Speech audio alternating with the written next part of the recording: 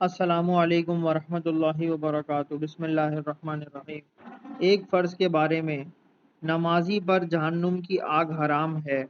رسول صلی اللہ علیہ وسلم نے فرمایا، جو شخص پانچوں نمازوں کی اس طرح پابندی کرے کہ وضو اور اوقات کا اہتمام کرے، رکوع اور سجدہ اچھی طرح کرے، اور اسی طرح نماز پڑھنے کو اپنے ذمے اللہ تعالیٰ کا حق سمجھے، تو اس آدمی کو جہنم کی آگ پر حرام کر دیا جائے گا۔